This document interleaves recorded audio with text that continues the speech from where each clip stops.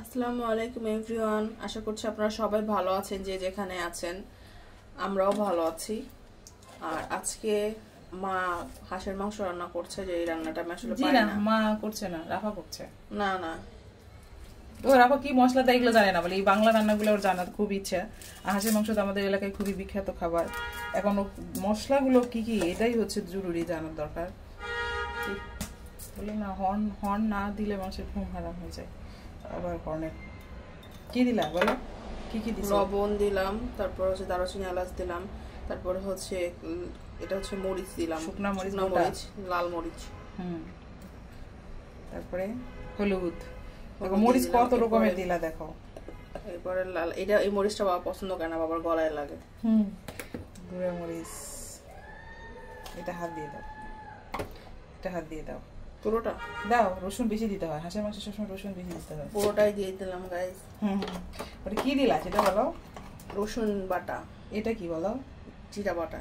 ও চেনে তাহলে মশলা? সবই চিনি। এটা কি বলো? এটা হচ্ছে দাঁড়াও, এটা হচ্ছে যদি রসুন হয়, এটা যদি জিরা হয়, এটা আদা বাটা। যদি হয় তাহলে কালার দেখে বলতে পারো। আদা বাটা তো আমি জানি, এটা এই জন্য আমি মনে করতে পারতেছি না। ঠিকই তো বলছি। আচ্ছা, মনে করতে পারতেছি না, জিরা মনে করতেছে। এটা আদা বাটা, জিরা বাটা, রসুন, কাঁচা মরিচও দিতে হয় এর সাথে, শুকনা মরিচ গুঁড়া, শুকনা মরিচ গোটা, তেল, সরিষার তেল দিলে বেশি ভালো হয়। এই মুহূর্তে সরিষার তেলের খুব ক্রাইসিস যাচ্ছে বাংলাদেশে। বাংলাদেশে নাকি তোমার বাসায়? ওই একটা, আমি কি বাংলাদেশে বাইরে? একই অবস্থা। তেল, এই মাংসে, হাঁসের মাংসে অনেক তেল, এই জন্য বেশি তেল লাগবে না। এই হচ্ছে হাঁসের মাংস রান্নার রেসিপি। এরপর রসুন দিব, গোটা রসুন দিব। রান্না আমার যেটা সবগুলো আমার পেটে যায়। রসুন রাখা খুবই পছন্দ করে। রসুন দিব হচ্ছে রান্না যখন হয়ে যাবে, তখন এই যে গোটা গোটা রসুন ছিলাই রাখা হয়েছে। ধরো এই যে পকি রসুন। হ্যাঁ, এই যে পকি রসুন। হ্যাঁ, এখন দেওয়া না, এখন না, উঠাও। এটা হচ্ছে যে রান্না যখন সিদ্ধ হয়ে যাবে, একদম সিদ্ধ শেষের দিকে রসুন দিয়ে শেষ করব রান্না। এই হচ্ছে রাফা শিখে কি দিলে এখন বলো। যে প্রথমে আমরা দিয়ে দিয়েছি হচ্ছে দারুচিনি এলাচ, তারপরে দিলাম হচ্ছে শুকনা মরিচ, তারপরে হচ্ছে আপনার দিলাম হচ্ছে হলুদ, তারপরে হচ্ছে লাল মরিচ, এই যে মরিচ গুঁড়া, তারপরে দিলাম হচ্ছে আদা, না না না, তারপরে দিলাম হচ্ছে, আচ্ছা বলো এগুলো আছে, যেগুলো আছে সেগুলো নাম বললেই হবে কি কি আছে। তারপরে দিচ্ছে হচ্ছে এই যে রসুন বাটা, তারপর জিরা বাটা, আর হচ্ছে আদা বাটা, আর লবণ দিলাম, তেল দিলাম। তাহলে মরিচ কত রকমের, এখানে কাঁচা মরিচও দেওয়া যায়। কাঁচা মরিচ হ্যাঁ দিব পরে। আর পেঁয়াজ গুলো গোটা গোটা করে দিছে, মোটা মোটা করে, মানে হাঁসের মাংস সিদ্ধ হতে দেরি হয়। পেঁয়াজ তো দেখতেই পাচ্ছে সবাই, পেঁয়াজ মোটা মোটা করে কেটে দিয়েছি, কিন্তু গরুর মাংসের মতো একদম ছোট করে কাটি নাই। তাহলে আপনি শিখে ফেলছো? রাধুনি শিখে ফেলছে হাঁসের মাংস এইভাবে। এটা কতক্ষণ রান্না করতে হবে বলো আগে? এটা কি করতে হবে? এটা কি করতে হবে এবার বলো।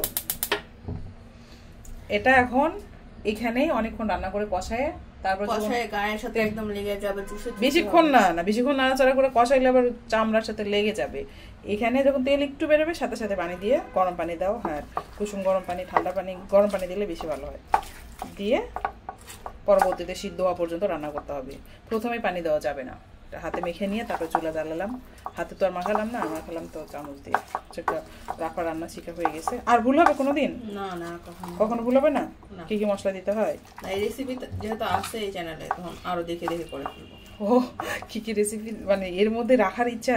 আমাদের চ্যানেল মানে চালাইলে সুবিধাটা কি, যে অনেক ধরনের রান্নাই আছে যেগুলো কি কি মশলা ব্যবহার। চ্যানেলের রেসিপি যখন মা দেয়, তখন রান্না বেশি মজা হয় মার। ওই রান্নাই পরের দিন করবে, আমার ওই দিনের আগের দিনটা বেশি মজা লাগে। না, আরেকটা হচ্ছে যে কি কি জিনিস আমরা দিলাম আর কি কি জিনিস দিলাম না, অনেক রান্নাই আছে যে। হ্যাঁ, আমি আগের অনেক কাপকেক রেসিপি গুলো বের করে দেখি কিভাবে করছি, কারণ অনেক দিন আগে করি তো, মানে বিশেষ করে ডেজার্ট আইটেম গুলো ভুলে যায়, মিষ্টি আইটেম গুলো ভুলে যায়। ওগুলো আমি নিজের রেসিপি দেখে নিজে চিন্তা করছি কোন আইটেমের পরে কোনটা দিয়েছিলাম। রান্না হচ্ছে একটা শিল্প, কিন্তু শিল্প চর্চা না করলে সেটা কাজে লাগে না। তো রান্নার শিল্পটাকেও চর্চা করতে হয়।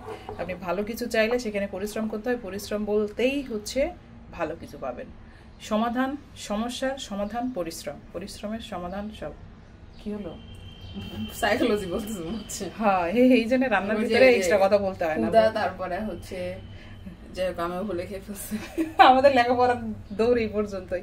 রান্নার দৌড়টা ঠিকঠাক থাকলেই হয়। যেহেতু আমার রান্নার চ্যানেল, এখানে অন্য কিছু না খোঁজাই ভালো। হ্যাঁ, আল্লাহ হাফেজ।